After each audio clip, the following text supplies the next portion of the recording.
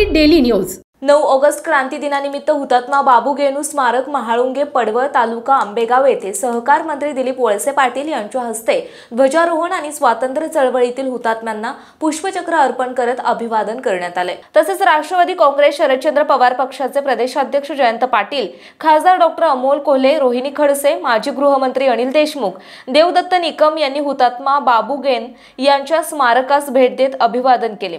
यावेळी सहकार मंत्री दिलीप वळसे पाटील म्हणाले की 1942 मध्ये गांधीजींनी भारत छोडोचा इशारा दिल्यावर 9 ऑगस्टच्या दिवशी चळवळीला सुरुवात झाली आणि सर्व मोठ्या नेत्यांना तुरुंगात डांबले गेले।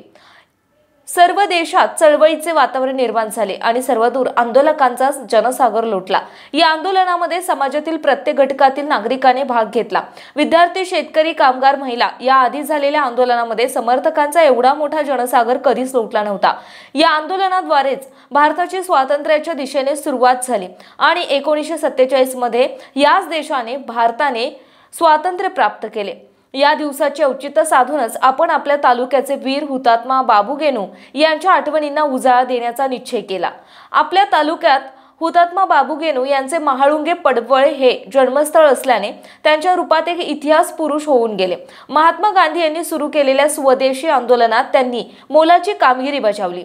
1930च्या सविनय कायदेभंगाच्या चळवळीत त्यांनी परदेशी कापड विरोधी चळवळीत भाग घेतला आणि एका परदेशी कापड घेऊन जाणाऱ्या ट्रक खाली अवघ्या 22व्या वर्षी आपले प्राण त्यागले।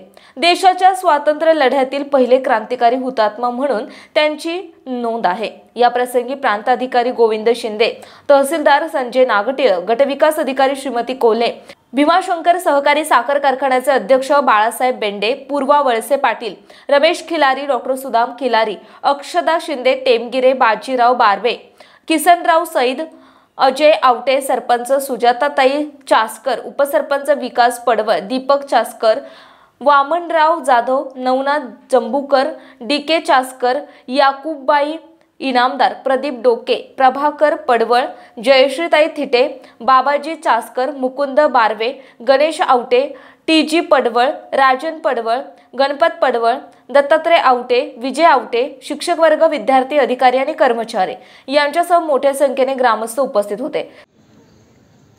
क्रांती दिन म्हणून आजचा दिवस आपण साजरा करत असतो।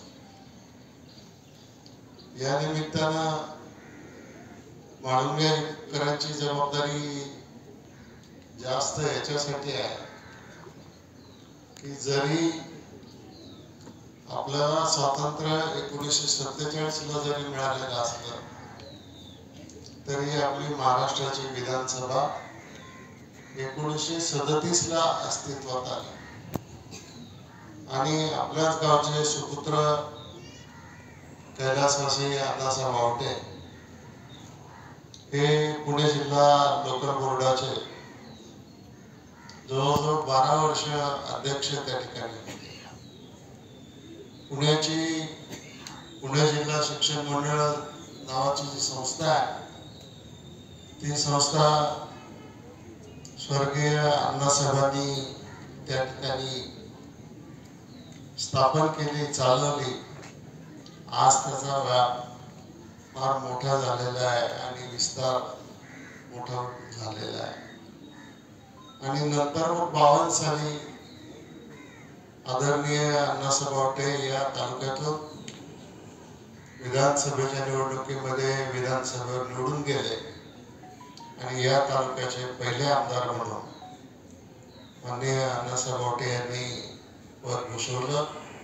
याचा आपल्याला अभिमान आहे। 57 ला संयुक्त महाराष्ट्राचं वारं होतं, सगळीकडेच पडझड झाली होती। आपल्या इथे सुद्धा त्यावेळेला अण्णासाहेबांचा पराभव झाला आणि परत 1962 साली अण्णासाहेब विधानसभेमध्ये निवडून गेले।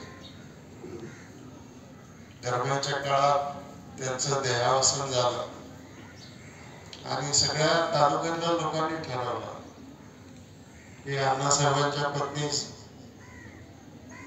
सो वेणुताई चव्हाण, वेणुताई आवटे यांना या तालुक्याचा आमदार करायचा आणि त्यांना या तालुक्यामध्ये बिनविरोध आमदार म्हणून निवडून दिलं.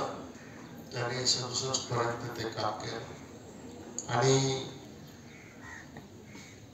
मोठं योगदान या कामात दिलं. हुतात्मा बाबू गेनूंनी दिलं, अण्णासाहेब आवटेंनी दिलं, वेणुताईंनी दिलं आणि म्हणून आपल्या गावाला जास्त महत्व आहे. स्टार मराठी डेली न्यूज प्रतिनिधी ज्ञानेश्वर डोके, महाळुंगे, पडवळ.